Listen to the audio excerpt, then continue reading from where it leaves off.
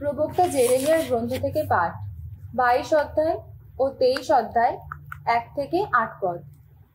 রাজবংশের প্রতি ঐশ সতর্কবাণী। ভগবান এই কথা বলেছেন, তুমি এখন নেমে গিয়ে জুদারাজের প্রাসাদেই যাও, সেখানে এ বাণী ঘোষণা করো, ভগবানের বাণী শুনুন আপনি। জুদার রাজা, এই যে আপনি বসে আছেন দাউদের সিংহাসনে, শুনুন আপনি, আপনার যত পারিষদ আর আপনার সেই প্রজারাও তো এত তরুণ দ্বারগুলি দিয়ে ঢুকতে পারে যারা। ভগবান এই কথা বলেছেন, ন্যায় ধর্ম পালন করো তোমরা, শোষিত মানুষকে শোষকের হাত থেকে উদ্ধার করো, কোনো প্রবাসী, অনাথ বা বিধবার ওপর তোমরা কোনো রকম অন্যায় অত্যাচার চালিও না, তোমরা এখানে নির্দোষের রক্ত ঝরিও না। তোমরা যদি এইসব আদেশ সযত্নেই মেনে চলো, তাহলে দাউদের সিংহাসনে বসে আছে যারা, সেই সব রাজা ঘোড়ায় টানা রথে চেপে তাদের যত পারিষদ ও প্রজাকে নিয়ে এই প্রাসাদের তোরণদ্বারগুলি দিয়ে বরাবর ঢুকতে পারবে। কিন্তু এইসব আদেশ তোমরা নাই শোনো যদি, তাহলে এই কথা শোনাচ্ছেন স্বয়ং ভগবান। নিজের দিব্যি দিয়েই বলছি আমি, একদিন এই প্রাসাদ ভগ্নস্তূপে পরিণত হবে। জুদা রাজের প্রাসাদ সম্বন্ধে ভগবান তো এই কথা বলেছেন, যদিও আমার কাছে তুমি গিলিয়াদের মতো কিংবা লেবানন পর্বত চূড়ারই মতো সুন্দর, তবুও তোমাকে আমি করে তুলব মরুভূমির মতো, সেই সব নগরীর মতো যেখানে আর কেউ বসবাস করে না। তোমাকে ধ্বংস করার জন্য একদল লোককে আলাদা করে রেখে দেব আমি। তাদের প্রত্যেকেরই নিজের নিজের নানা যন্ত্র থাকবে। তারা এসে সেরা সেরা এরস কাঠের তৈরি তোমার ওই স্তম্ভগুলোকে কেটে ফেলবে, আগুনে ছুঁড়ে ফেলবে। কত জাতি বিজাতির লোক এই নগরীর পাশ দিয়ে যাবে। তারা একে অন্যকে প্রশ্ন করবে, ভগবান এই মহানগরীর এমন দশা ঘটালেন কেন? উত্তরে বলা হবে, কেননা তারা তাদের আপন ঈশ্বর ভগবানের সেই সন্ধি পালনের পথ ত্যাগ করেছে, অন্য দেবতাদের সামনে প্রণত হয়েছে, তাদের সেবাই করেছে। মৃত রাজার জন্য চোখের জল ফেলো না তোমরা, মাথা নেড়ে দুঃখ প্রকাশ করো না, বরং তারই জন্যে অঝরে চোখের জল ফেলো যাকে চলে যেতে হচ্ছে এখন। সে তো আর ফিরে আসবে না, নিজের জন্মভূমি আর দেখতেই পাবে না। যোশিয়ার পুত্র জুদারাজ শাল্লুম পিতা যোশিয়ার পরে সিংহাসনে বসেছিলেন যিনি, কিন্তু যাকে এখান থেকে এইমাত্র চলে যেতে হয়েছে, সেই শাল্লুমেরই সম্বন্ধে ভগবান তো বলেছেন, সে তো এখানে আর ফিরে আসবে না, যেখানে সে নির্বাসিত হয়েছে সেখানেই মরতে হবে তাকে। এই দেশের মুখ থেকে সে আর কখনোই দেখতে পাবে না। যে লোক অধর্মের আশ্রয় নিয়ে নিজের প্রাসাদটি গড়ে তোলে, অন্যায়ের আশ্রয় নিয়ে ওপর তলার ঘরগুলি গড়ে তোলে, যে লোক অন্য মানুষকে খাটিয়ে নেয় অথচ তার বদলে কিছুই দেয় না, কোনো মজুরিও দেয় না, হায় রে, সে কিনা এই কথা বলে, আমি নিজের জন্য একটি বিশাল প্রাসাদ গড়ে তুলব, ওপর তলায় থাকবে বড় বড় ঘর, সে প্রতিটি ঘরে জানলা বসায়, দেওয়ালগুলো এরস কাঠ দিয়ে মুড়ে দেয়, সিঁদুর লাল রং দিয়ে প্রাসাদটি রং করে। এরস কাঠের এত প্রাচুর্য দেখিয়ে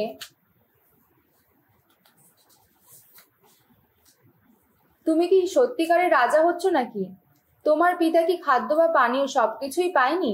অথচ সে তো ন্যায় ধর্ম পালন করত, তাই তার সবকিছু ভালো চলেছিল। সে দিন দুঃখী মানুষের সুবিচার করত, ফলে সবকিছু ভালোই চলেছিল। এইভাবে থাকায় কি আমাকে চেনা নয়? এই কথা শোনাচ্ছেন স্বয়ং ভগবান। কিন্তু তোমার চোখ ও মন তো শুধু খোঁজে সেই পথ, কি করে নিজের স্বার্থ সিদ্ধি করা যায়, কি করে নির্দোষ মানুষের রক্ত ঝরিয়ে ফেলা যায়, শোষণ আর অত্যাচার চালানোই যায়। তাই তো যোশিয়ার পুত্র জুদারাজ জেশোইয়াকিম সম্বন্ধে ভগবান এই কথা বলেছেন, কেউই ওর জন্য বিলাপ করে এই কথা বলবে না কখনো। ভাই রে, বোন রে, হায় হায়, এ কি হলো? কেউই ওর জন্য বিলাপ করে এই কথা বলবে না। হায় তুমি অধীশ্বর, হায় তোমার গৌরব। গাধাকে যেভাবে কবর দেওয়া হয়, ওকেও একদিন সেইভাবেই কবর দেওয়া হবে। ওকে হিচড়ে টেনে নিয়ে গিয়ে জেরুসালেমের তোরণদ্বারের বাইরে ফেলে দেওয়া হবে। লেবানন পর্বতে উঠে গিয়ে কাতর চিৎকার তোলো এখন, বাসনে গিয়ে গলা ছেড়ে চেঁচিয়ে ওঠো। আবারিং গিরিমালা থেকে কাতর চিৎকার তোলো বারবার। কেননা তোমার অনুরাগী সকলকে আজ বিচূর্ণ করা হয়েছে।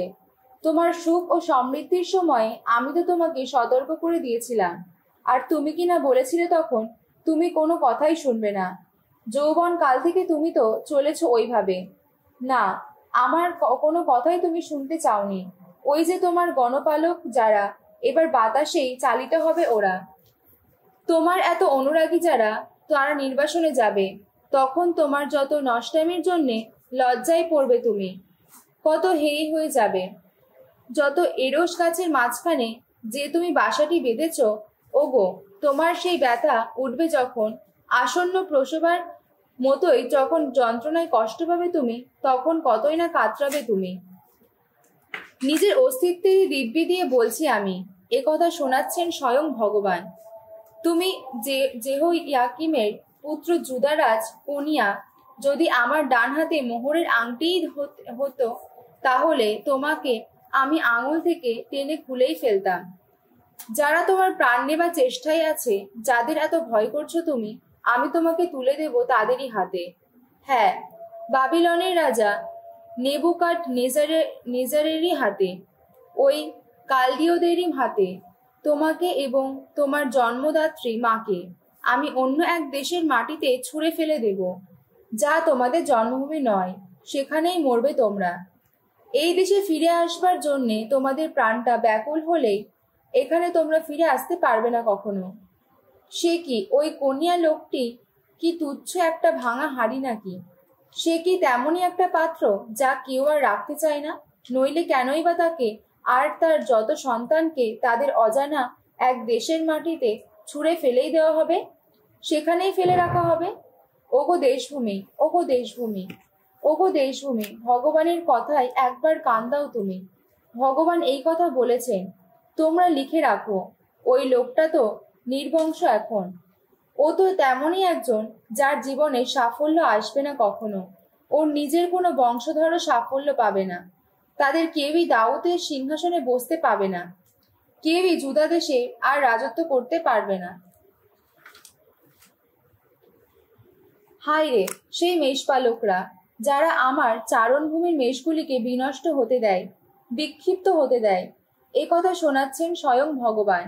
ওই যে পালকদের হাতে রয়েছে তার জাতির মানুষদের প্রতিপালন করার দায়িত্বভার, তাদের বিষয়ে ইসরায়েলের ঈশ্বর ভগবান তো এই কথাই বলেছেন, তোমরা আমার পালের মেষগুলিকে বিক্ষিপ্ত হতে দিয়েছ, দূরে তাড়িয়েই দিয়েছ।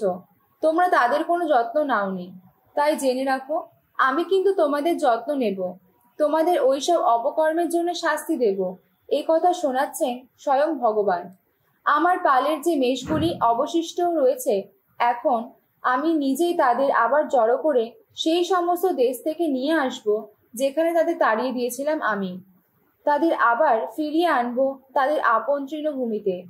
তারা ফলশালী হবে, সংখ্যায় বৃদ্ধি পাবে। তাদের ভার আমি এখন এমন পালকদের হাতেই তুলে দেব যারা তাদের প্রতিপালন করবে। তখন তাদের আর থাকবে না কোনো ভয়, থাকবে না কোনো আশঙ্কা। তাদের একটিও আর নিখোঁজ হবে না। এ কথা শোনাচ্ছেন স্বয়ং ভগবান। জেনে রাখো, এমন দিনগুলি আসছে, এ কথা শোনাচ্ছেন স্বয়ং ভগবান, যখন আমি দাউদের বংশভূমিতে জাগিয়ে তুলব একটি ধর্ম অঙ্কুর। সেই ধর্ম অঙ্কুর যিনি, সেই রাজা রাজত্বই করবেন, বিবেচনার সঙ্গে কাজ করবেন তিনি। এই দেশে ন্যায় ধর্ম পালন করবেন তিনি। তার রাজত্বকাল জুদা রক্ষা করবে, ইসরায়েল নিরাপদে থাকবে। তার এই নাম রাখা হবে ভগবানই আমাদের ধর্মিষ্ঠতা। তাই বলছি, জেনে রাখো, এমন দিনগুলি আসছে, এ কথা শোনাচ্ছেন স্বয়ং ভগবান, যখন মানুষ আর এই কথা বলবে না, যিনি মিশর দেশ থেকে ইসরায়েলীয়দের উদ্ধার করে এনেছেন সেই স্বয়ং ভগবানই অস্তিত্বের দিব্যি দিয়ে আমি বলছি এখন। বরং সেদিন মানুষ বলবে, যিনি উত্তরের সেই দেশ থেকে, বরং যে সমস্ত দেশে তিনি ইসরায়েল বংশদের তাড়িয়ে দিয়েছিলেন, সেখান থেকেই তাদের উদ্ধার করে ফিরিয়ে এনেছেন, সেই স্বয়ং ভগবানের অস্তিত্বের দিব্যি দিয়ে আমি বলছি এখন। তখন তারা নিজেদের দেশভূমিতেই বসবাস করতে পারবে। বেনসিরা গ্রন্থ থেকে পাঠ, 14 অধ্যায়, 15 থেকে 27 পদ। এত পরিশ্রমে যা তুমি অর্জন করেছ তা কিনা অন্যেরই হাতে রেখে যেতে হবে না তোমায়। এত কষ্টে যা কিছু পেয়েছো তা কি দান চেলে ভাগাভাগি হবার জন্যে রেখে যেতে হবে না তোমায়। দাও, নাও, যা খুশি করো। অধলোকে তো সুখভোগ করার কথা নয়। দেহ মাত্রই পোশাকের মতো জীর্ণ হয়ে পড়ে, তোমাকে মরতে হবে, এই সনাতন বিধি তো আছেই। ডালপালা ভরা গাছে গজিয়ে ওঠা পাতাগুলোর যেমনটি হয়, কোনো কোনো পাতা ঝরে যায়, কোনো কোনো পাতা বেড়েই তো ওঠে। রক্ত মাংসের প্রজন্মগুলিরও ঠিক তেমনটিই হয়। একটির বিনাশ হয়, নতুন একটির উদ্ভব হয়। মানুষের রচিত যা কিছু সবই হয়ে যায়, অবলুপ্ত হয়, তার রচয়িতাও সেই সঙ্গে অপসৃত হয়। ধন্য সেই মানুষ, প্রজ্ঞা যার ধন্য জ্ঞান, সদ্বুদ্ধির আলোকেই সেসব কথা ভাবে। প্রজ্ঞার রীতিনীতি যে মেনে জপ করে থাকে, তার মর্মকথা যে গভীরভাবেই চিন্তা করে থাকে, সে তো শিকারীর মতোই প্রজ্ঞার পিছু পিছু যায়। সে তার চলার পথে ওত পেতে বসে থাকে, সে তার জানলা দিয়ে উঁকি মেরে দেখে, তার দরজায় আড়ি পেতে শোনে, সে তার বাড়ির পাশেই বাসা বাঁধে, নিজের তাবর খুঁটিগুলি প্রজ্ঞার দেওয়ালেই পুঁতে রাখে। সে তো তার খুব কাছে নিজের তাঁবু ফেলে, আর তাই সুখের বাসাতেই বাস করে। সে নিজের সন্তানদের রেখে দেয় প্রজ্ঞারই ছায়ায়। সে নিজেও তার ডালপালার তলায় থাকে সারাক্ষণ, সেখানে প্রখর রোদ থেকে সে তো আশ্রয় পায়, প্রজ্ঞার দীপ্তিময় সান্নিধ্যেই বাস করে থাকে। তিমথির কাছে সাধু পলের দ্বিতীয় ধর্মপত্র, অধ্যায় 2। খ্রিস্ট সেবককে দুঃখ লাঞ্ছনা মাথা পেতে নিতে হবে। তাই বলছি, সন্তান আমার, খ্রিস্ট যিশুর আশ্রয়ে আমরা যে ঐশ অনুগ্রহ লাভ করি, তার ওপর নির্ভর করেই অন্তরে শক্তি ধরো তুমি।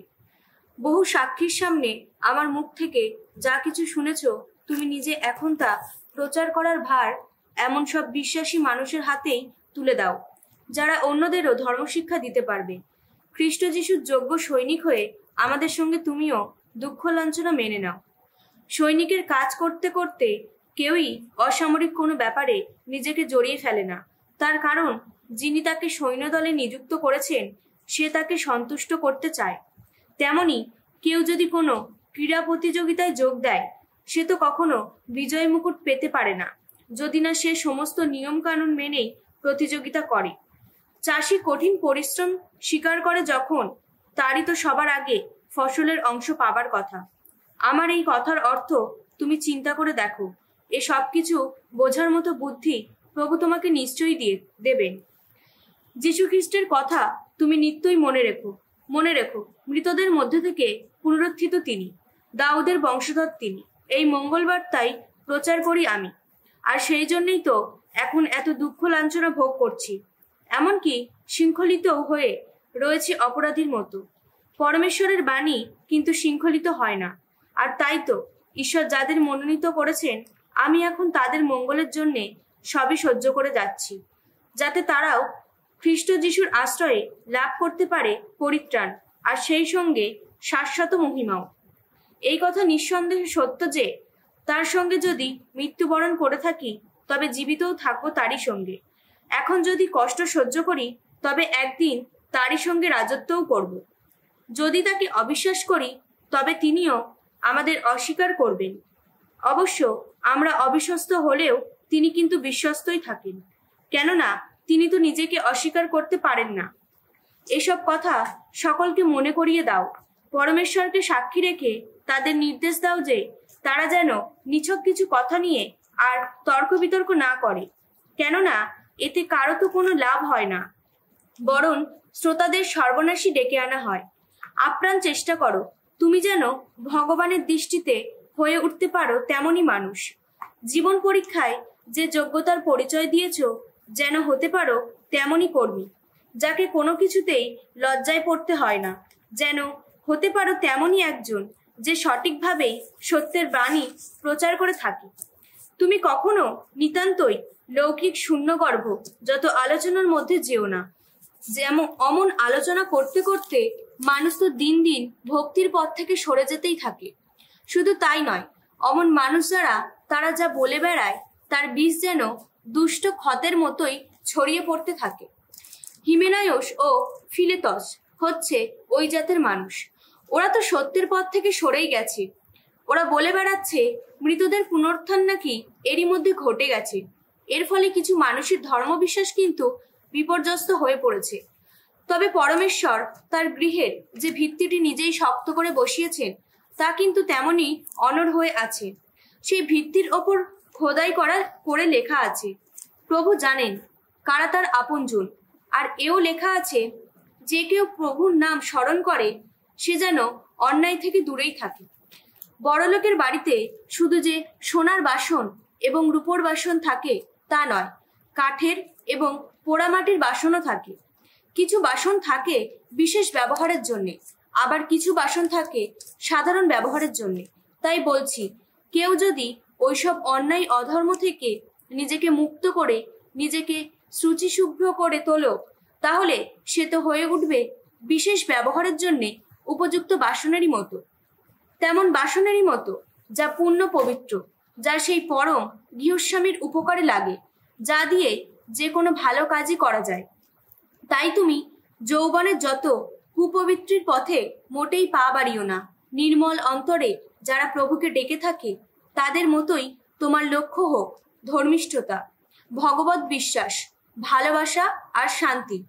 যত নির্বোধ নিরর্থক প্রশ্ন নিয়ে তর্ক বিতর্কে যেও না। তুমি তো জানো ওসব শুধুই বিবাদ ডেকে আনে। যে মানুষ প্রভুর সেবক তার তো কোনো বিবাদে জড়িয়ে পড়া উচিত নয়, বরং সকলের সঙ্গে তার প্রীতি স্নিগ্ধ ব্যবহার করাই উচিত। তার হওয়া উচিত নিপুণ শিক্ষাদাতা, একজন সহনশীল মানুষ। তার শিক্ষার বিরোধিতা করে যারা, বিনীতভাবেই তাদের ভুল দেখিয়ে দেওয়া উচিত। কি জানি, পরমেশ্বর হয়তো একদিন তাদের মন পরিবর্তনের সুযোগ দেবেন, সত্যকে উপলব্ধি করার ক্ষমতাই দেবেন, আর তখনই তাদের চেতনা হবে এই যে এতদিন শয়তান তার ইচ্ছার দাস করে তাকে বন্দি করে রেখেছিল। এবার তার সেই ফাঁদ থেকে উদ্ধার পাবে তারা।